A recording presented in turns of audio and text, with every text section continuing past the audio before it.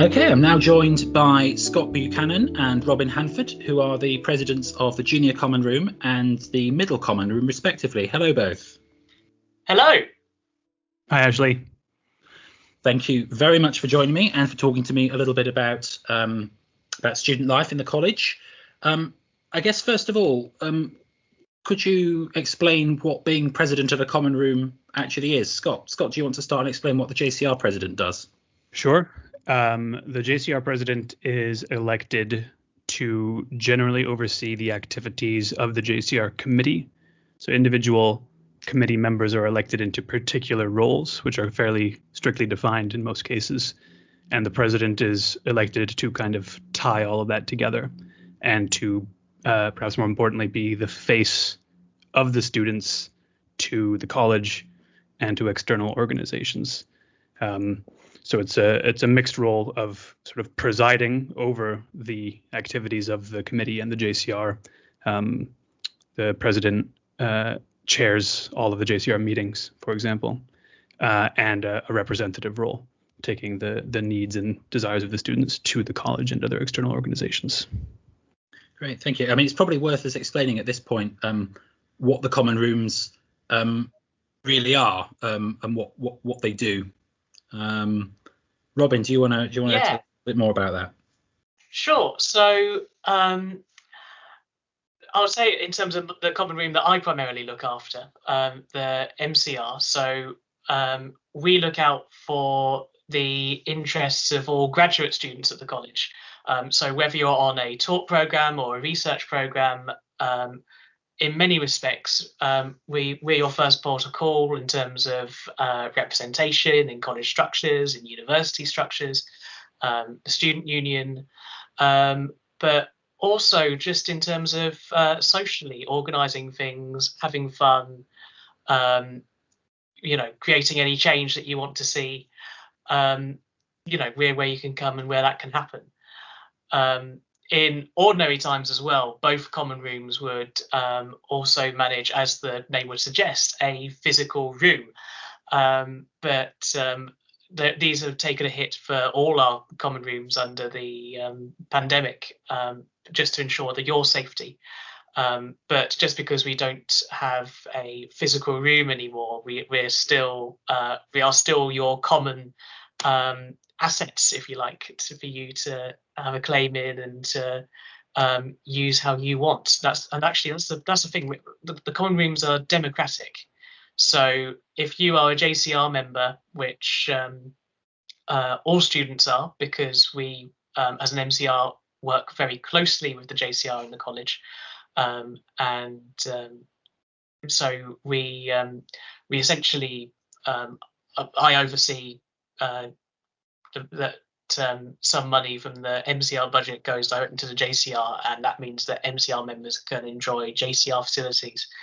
But all of this means that as a student, you have a democratic voice in the common rooms, and you can stand for election to the committees.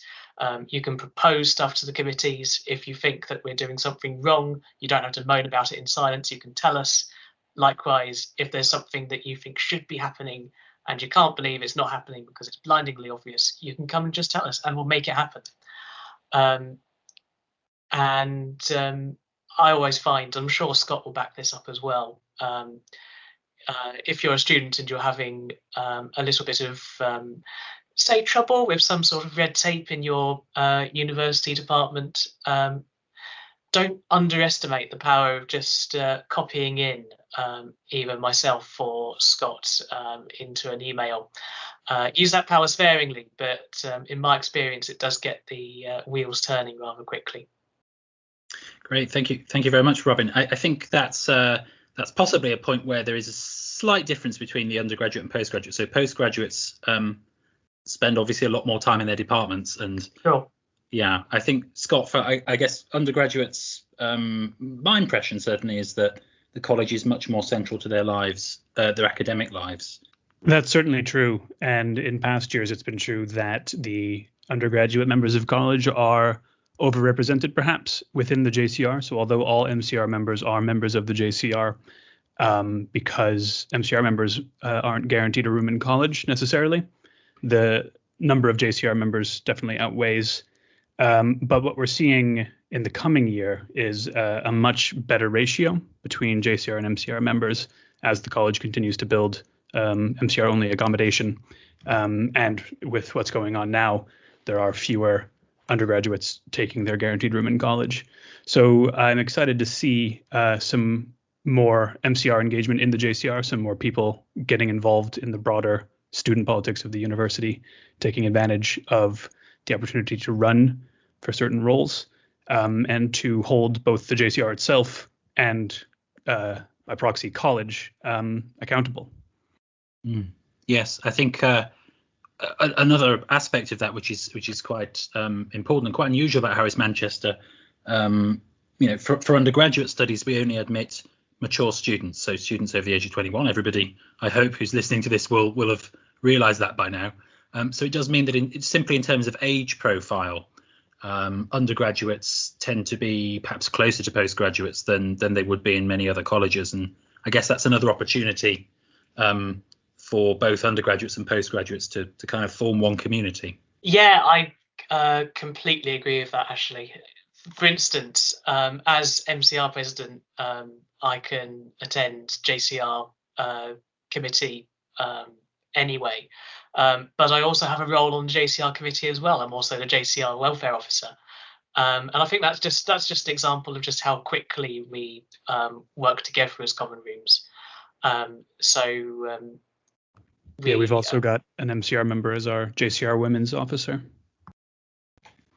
Yeah, so when we talk about these divisions, in some ways it's kind of artificial, but we do it partly to kind of explain what we've got available for those two different groups. Yeah, MCR members, I think, do have particular concerns that a largely undergraduate committee might not be able to address. The similar ages between the two common rooms certainly means that our social lives will collide, but I wouldn't know how to advise a graduate student on how to approach their supervisor, for example. So I think it's very valuable that we've also got a separate MCR where graduate students can organize around those topics. Yeah, absolutely. Yes, whereas I advise people on how to handle their DPhil supervisors all the time. So it's it's good to have a bit of specialization in the college. So is there anything else you guys would like to talk about while we're having this conversation? I would love to make a quick pitch for the different roles we've got in the JCR committee, and maybe use that as a launching pad to kind of give a little bit more background to how the JCR operates and what interacting with it is like. So there's a core executive committee, which together while the president presides over it, sort of together makes most of the major decisions for the running of the JCR. And I think there's three fairly administrative roles: the president, the secretary, and the treasurer. So they have quite specific jobs to do, which pertain really to the bureaucracy of the JCR. But the other roles there are two social secretaries and a bar manager, which I suppose shows you what our priorities are, that they are on the executive committee. And they are more than anyone else on the executive responsible for what your social life is like at Harris Manchester.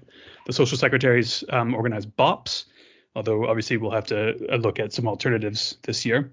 And they are looking at alternatives.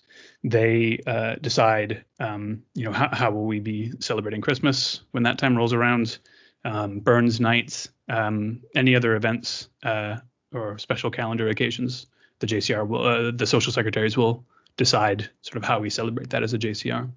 And the bar manager they lead what I understand to be the only fully student-run bar at an undergraduate college in Oxford still. So it's a big job, quite a lot of work, but it makes you possibly the most respected person on the JCR committee. Everyone appreciates the person who gives them drinks.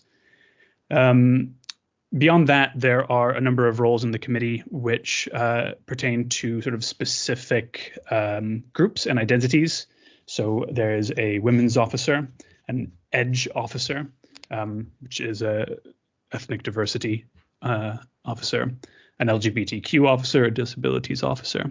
It's very important that we have people in those roles so that there's a point of contact for members of those communities to go to, so that we can organize any response if we feel that one of those groups is in some way being marginalized, obviously purposely or not, probably not, by college policy. There are roles around general welfare, and all of these roles sort of, they come with a budget, they come with a lot of freedom. There's a fairly straightforward mandate attached to the role, and you're given a lot of freedom about how you go about addressing it with the budget that you're given. And then beyond that, beyond the day-to-day running of the JCR, we have pretty regular debates on a number of topics. The most recent one that I can remember was around which flags to fly on the college flagpole. And if you enjoy debate, it can be a great platform for that.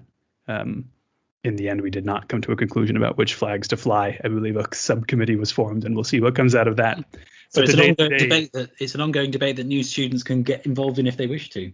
Yes, indeed. Yes, indeed. Perhaps the incoming freshers can be the ones to help us move past our deadlock on the college flagpole debate, and debates about how to how should we approach our summer events? How should ticketing be handled?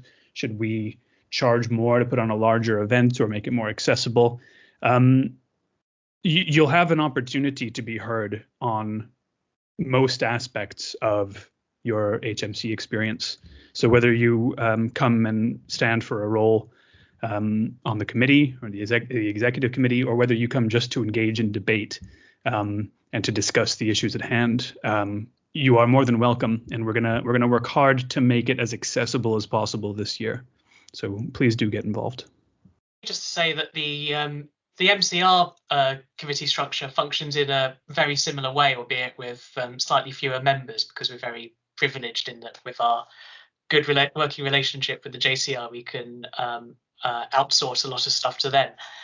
But one claim to fame that we do have as a common room is that I believe we are the only common room in the university to have a elected barista, because if there's one thing that makes coffee taste better, it's of course democracy.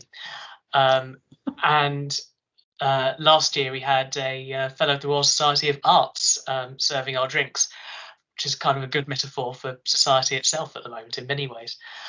But again, we also have very good debates on a variety of issues that really affect students. I remember quite a few on accessibility in the university for students with disabilities, disabled students, and also a very unique one, which was a few years back. The MCR decided to purchase a lot of Harris Manchester branded Keep cups. And we had a sort of superabundance of Keep cups for years.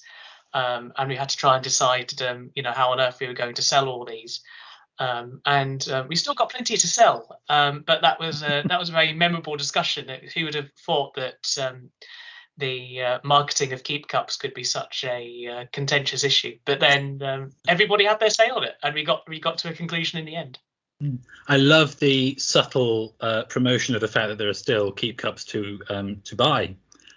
So incoming students who wish to get their own Keep cup, I suppose, can now hear about that. That's good. Absolutely, yes, they are they're for sale in the bursary, I believe. Great, thank you both very much for talking to me about all of that. I think the big theme I'm getting from what you're both saying is that these common rooms are here for students. They are something that the students form themselves, and therefore they need to engage. So I also very much encourage incoming students to take the opportunities to shape their life here. And in particular, I encourage MCR members to really getting themselves involved in the JCR this year, because there's going to be a lot of them in college, and I want to make sure that they're well represented. Thank you. Yes, and there's MCR elections happening very soon this term, within the first few weeks, I believe. So who knows, one of you listening to this could actually be the next me. I don't mean to terrify you by that thought, but that is meant to be an encouragement, believe it or not. I'm sure people will feel inspired. Great. So I just want to end, as I am with all the interviews I'm doing at the moment, just with a couple of questions to each of you. First of all, what's your favourite thing about the college, Scott? I've said this a few times, but I think that the college is more defined by how small it is than by the age of its students. And I have managed to have a better personal relationship with my tutors and the other staff at college than I think I could have possibly had at another college. And that's so valuable. I mean, the tutors are a big part of the draw to Oxford, and the relationship that you have with them is so important. The face-to-face teaching, it's such a key part of the value that Oxford offers. And I think we just get even more of that at Harris Manchester College. So I'm very appreciative of that. Yeah, for me, it's that community feel, but it's also the tradition as well. And in a way, I guess I suppose I have to say that because I'm training for Unitarian ministry at a college that was founded by Unitarians. But that tradition, I think, is very much alive and well in that really welcoming and inclusive ethos. And I think that ethos for me really is Harris Manchester. Great, thank you very much both. I think that certainly melds with my own experience of the college, which is that people do seem to know each other and welcome each other in a way that certainly is true in other colleges. But I think they both the scale and the traditions of the place help with encouraging that. And then just a final question: what, if anything, do either of you remember about your own Freshers' Weeks? I'll go to Scott for this one again. I remember that our block booking for the club was at something like 8 p.m. and we were the first ones there, and no one arrived for about an hour. But we managed to have some fun with it on the dance floor all by ourselves for that first hour. You got your money's worth from the evening though as well, I guess. Yeah, I guess so. Robin. Yeah, I'm tempted to say that I'm surprised anybody could remember that club night at all, because I wasn't there, but even I've heard about that. I think that was quite legendary. But for me, it was that warm welcome that I received. And, I remember just sort of integrating into the HMC community just really well, and how quickly I felt at home. And as someone with Asperger's, that's not a fairly common experience for me as much as I would like it to be. And the fact that it was, I'm going to remember that for a long time. And, I think that's encouragement for me and Scott in a way, because it's that warm social welcome that I think during the pandemic is going to be the most challenging thing for us to help maintain. But it's the most vital thing as well. And it's the thing that the college, I think, really excels at. Great. That's a wonderful note to end on. Thank you both very much for speaking to me. Good luck with the next phase of your presidencies. Thank you very much. Cheers. Thank you, Ashley.